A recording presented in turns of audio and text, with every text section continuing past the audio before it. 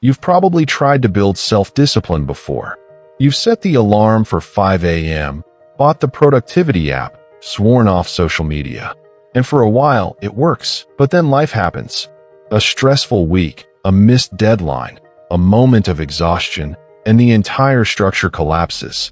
You're left feeling like you lack some fundamental force of will that other people seem to have. What if that feeling is based on a complete misunderstanding of what discipline actually is?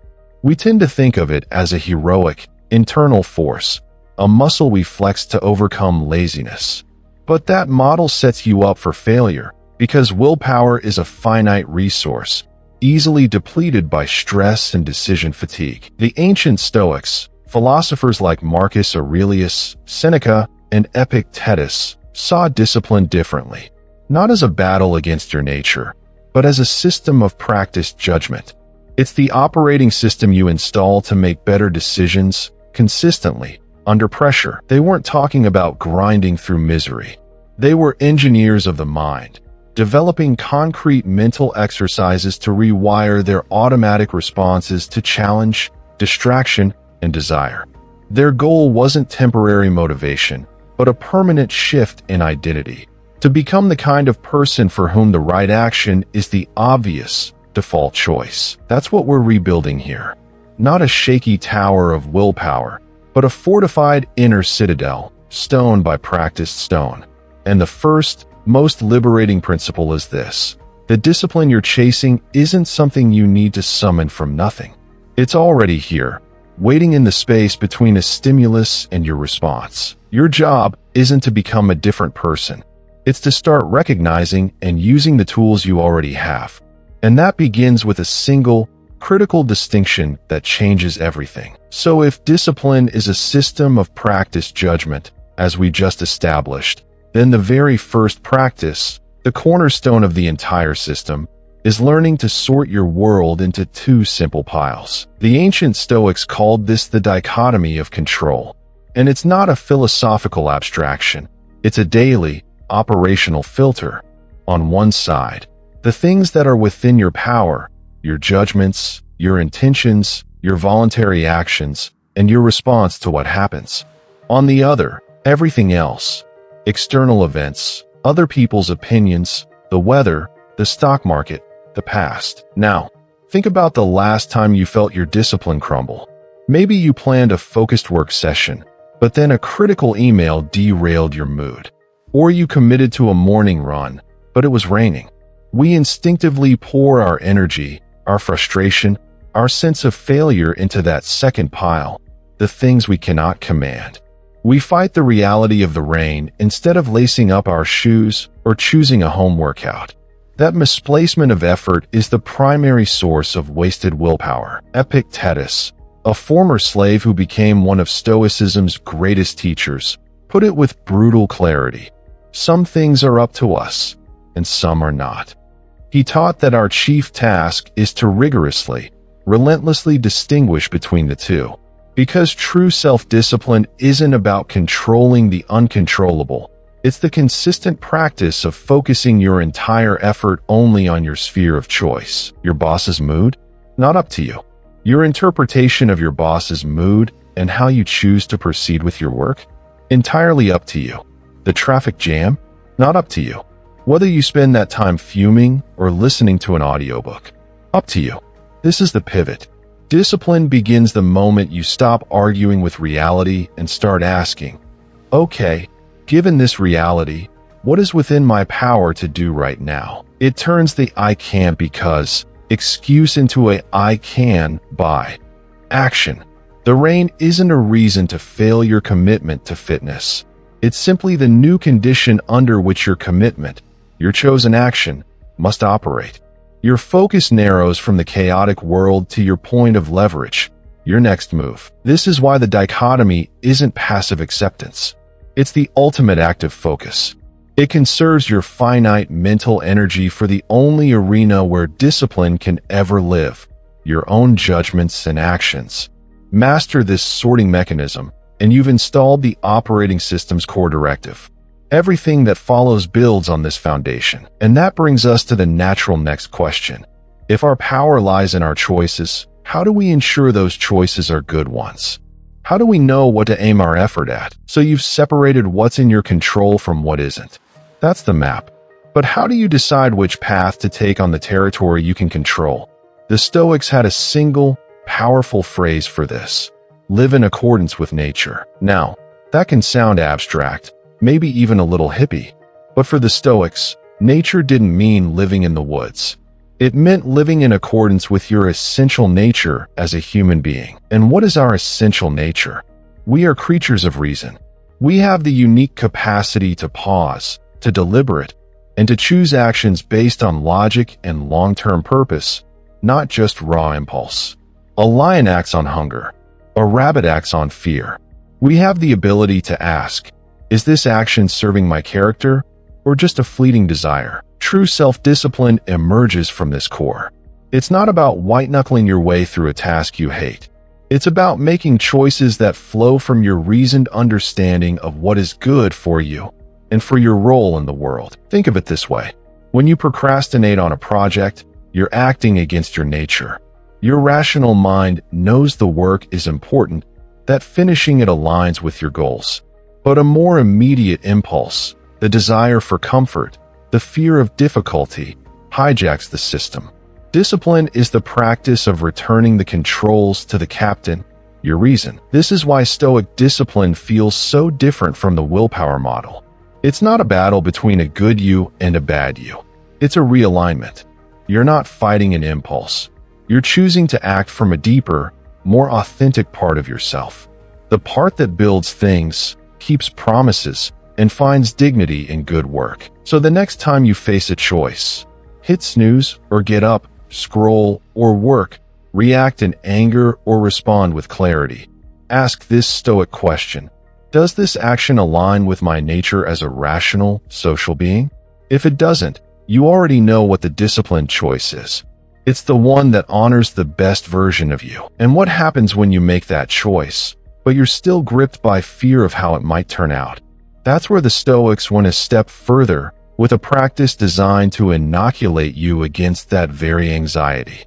Let's talk about deliberately thinking about what could go wrong. So you're acting from your reasoned nature, not your impulses. That's the engine of discipline. But what happens when the road ahead looks treacherous?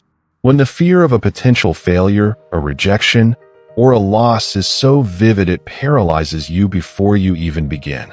That's where the next principle comes in. And it's a counterintuitive one. To build resilience, you don't avoid thinking about what could go wrong.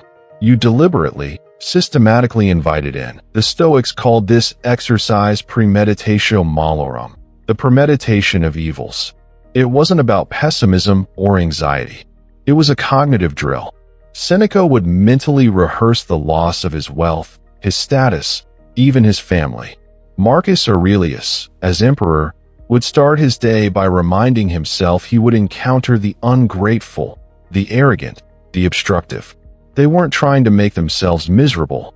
They were conducting a psychological stress test. Here's the mechanism. When you vividly imagine a specific setback, your project failing, a difficult conversation going poorly, missing a critical deadline, you accomplish two things. First, you inoculate yourself against the raw emotional shock of it.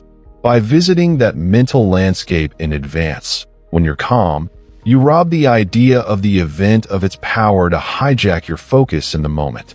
The monster in the closet is always scarier before you turn on the light and see its shape. Second, and this is crucial for discipline, the exercise performs a brutal but necessary triage. As you walk through the scenario, you're forced to ask, what here is truly within my control? The client's final decision? Not yours. The market's reaction? Not yours. But your preparation, your clarity, your effort, your integrity in delivering the work, those remain yours entirely. The anxiety, which was a fog over everything, gets burned away by this focus, leaving only the actionable terrain. So the discipline isn't in grimly expecting the worst. It's in using that mental rehearsal to transform free-floating dread into a prepared, focused plan.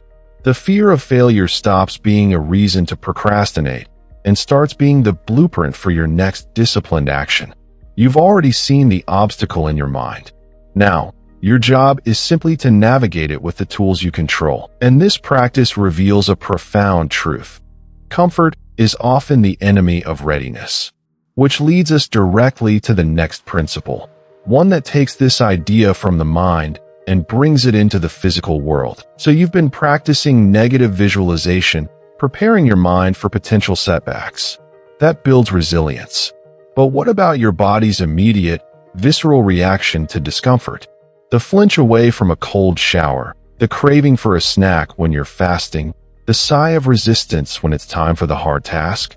This is where the Stoics introduced a direct, physical training ground, voluntary discomfort. The ancient Stoics, from Musonius Rufus to Seneca, didn't just think about hardship, they practiced it. Rufus taught that philosophy must be lived in the body. He'd have his students sleep on hard beds, wear simple clothing, and eat plain food. The Roman Emperor Marcus Aurelius, despite his immense power, deliberately chose to live simply, reminding himself in his private journal to endure hardship. This wasn't self-punishment. It was a deliberate decoupling exercise. The mechanism is straightforward. Every time you choose a minor hardship, taking the cold shower, skipping the extra portion, walking instead of driving, you are conducting a live experiment. You are proving to your nervous system that discomfort is not a stop sign. You are demonstrating that your capacity for disciplined action exists independently of perfect conditions. The goal isn't to suffer.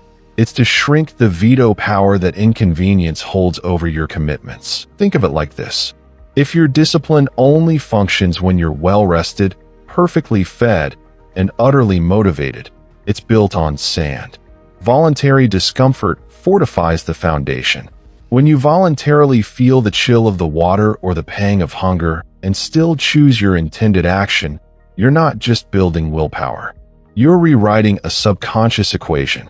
You're teaching yourself that I am uncomfortable does not automatically mean I cannot proceed. This practice directly attacks the procrastination that stems from waiting for the right moment.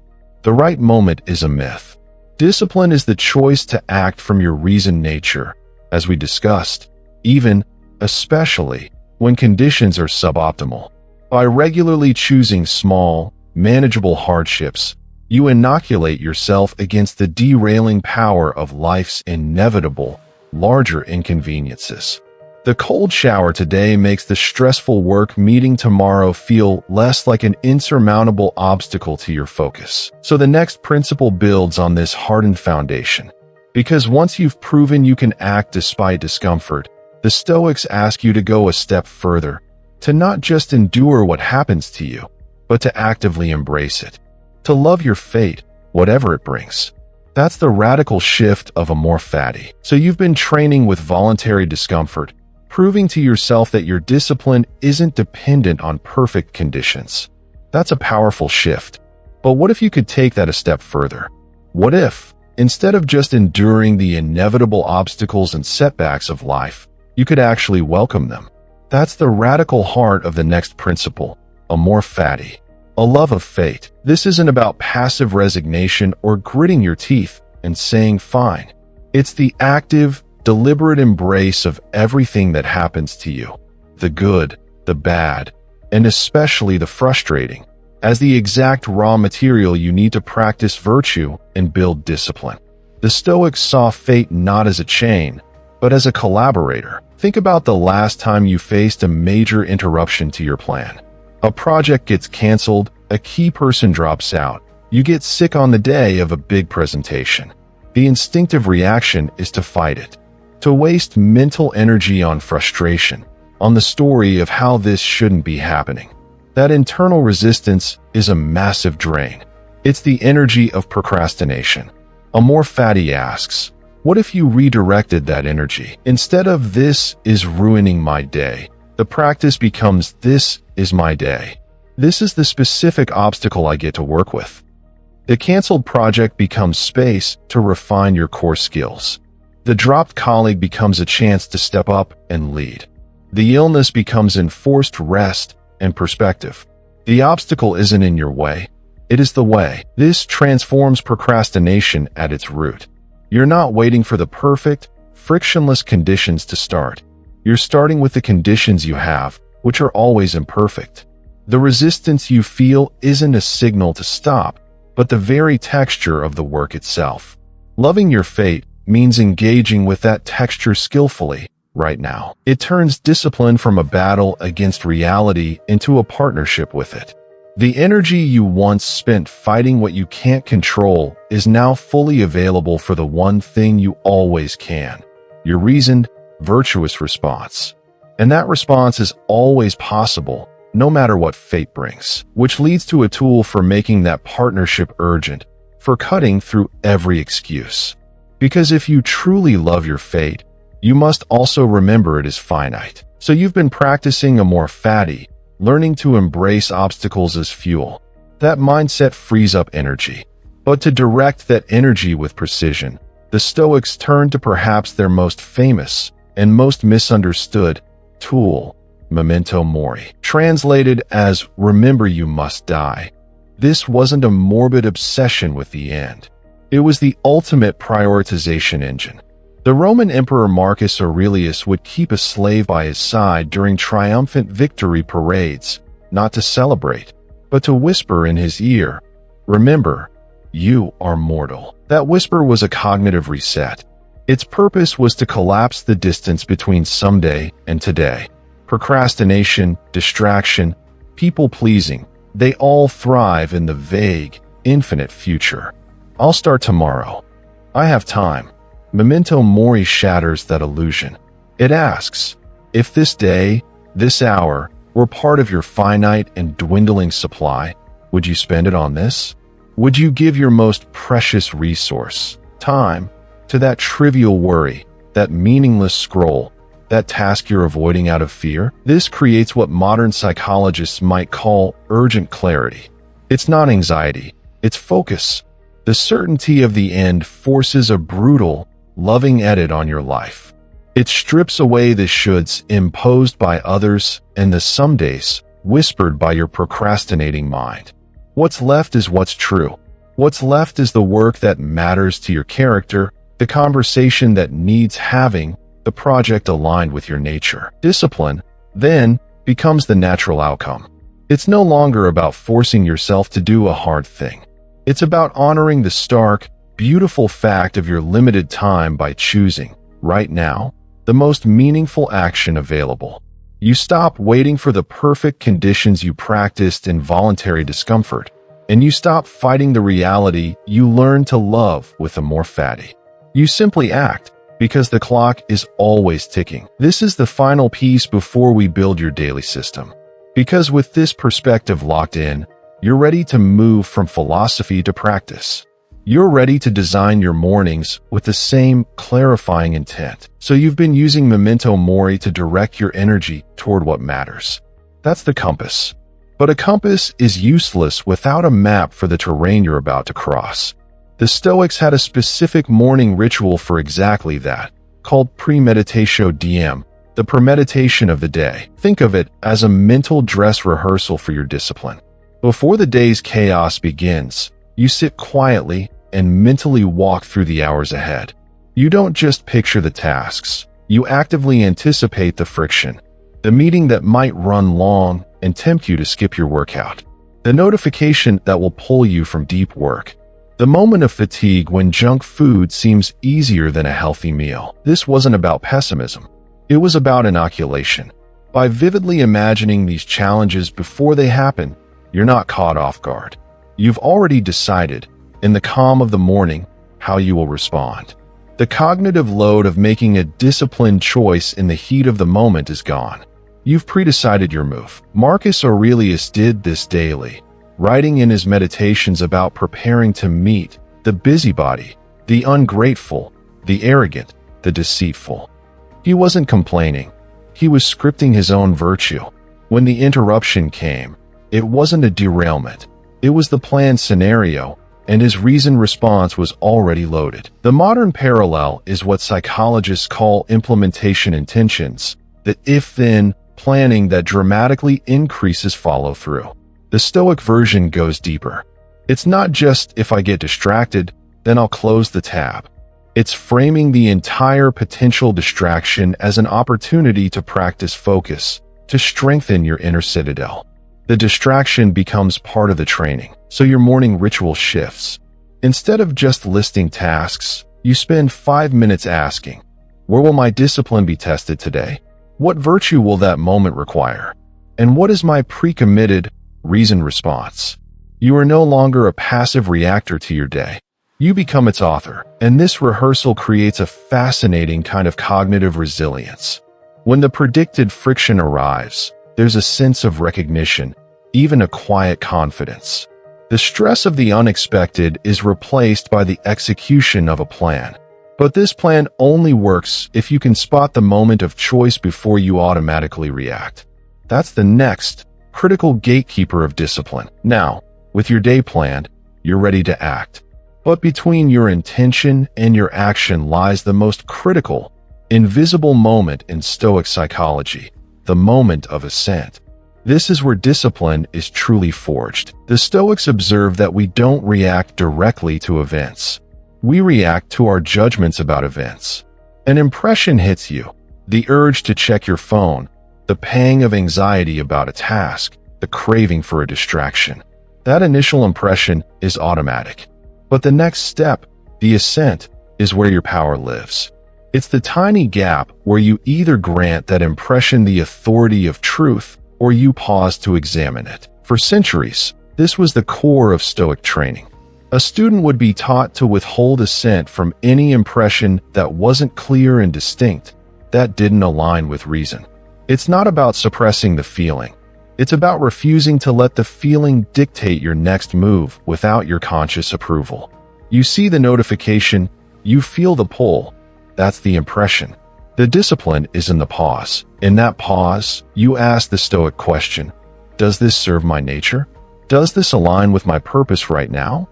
If the answer is no, you simply don't grant it your assent. You let the impulse pass through you like a wave, without building a story on top of it. Every time you do this, you're not just avoiding a distraction.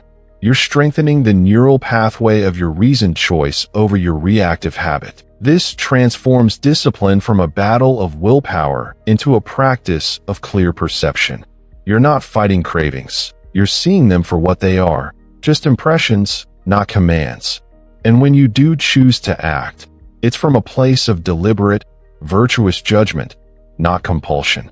This is how reactive patterns become chosen responses. Mastering this gap is what allows you to hold the long-term view, even when short-term impulses are shouting. It's the gatekeeper for everything we've built so far, and it prepares you for the ultimate perspective shift, one that makes those impulses seem small, almost insignificant in the grand scheme. Now, you've been practicing the discipline of ascent, learning to pause and question your impulses. That's the internal checkpoint. But sometimes, the sheer emotional weight of a craving or a setback can make it feel impossible to see past it. The ancient Stoics had a mental exercise for precisely this, called taking the view from above. It's a deliberate act of perspective.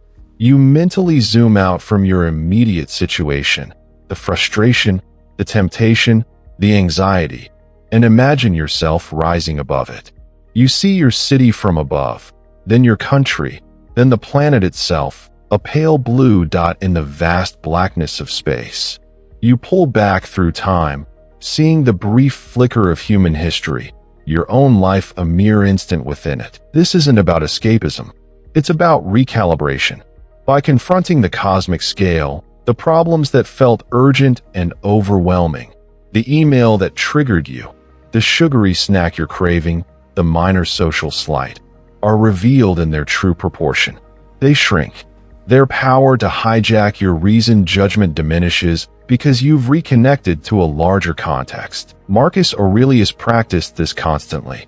In his private journal, he'd remind himself to look at things from above. He'd visualize the bustling Roman forums from a mountaintop, seeing the petty dramas and ambitions as tiny, ephemeral ant trails. From that vantage point, his own duties and irritations lost their sting, allowing him to act from principle, not from petty reaction. For self-discipline, this is a game changer. When the impulse to procrastinate feels like an undeniable force, take the view from above. See this moment not as an isolated battle of will, but as one choice in the long arc of building your character.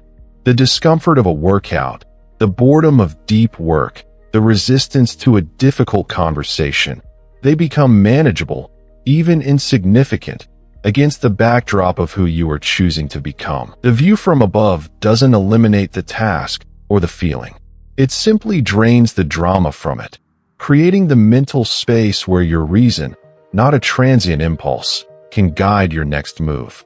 And with that clarity of scale, you're ready to fortify the source of that reason itself. So you've been practicing the view from above, gaining that cosmic perspective to shrink your immediate impulses. That's the telescope. But a telescope is for observation. For living, for acting with discipline in the chaos of the everyday, you need a place to stand that cannot be shaken. The Stoics called this the inner citadel. Host gestures to the model fortress, then to their own chest. All the principles we've built, the inner citadel, the view from above, the discipline of ascent, they converge on a single, final point. The point of action. Because Stoic virtue isn't a museum piece for quiet contemplation, it's a workshop tool. It's found in the quality of the action you take, right now. The ancient Stoics had a precise term for this. Kathekanta, kanta, or appropriate acts. These are the actions that flow from correct reasoning and full attention to the task in front of you. Not actions driven by a desperate hunger for a specific outcome, but actions undertaken because they are, in themselves, the right thing to do. Think of the difference. Outcome-driven action is brittle.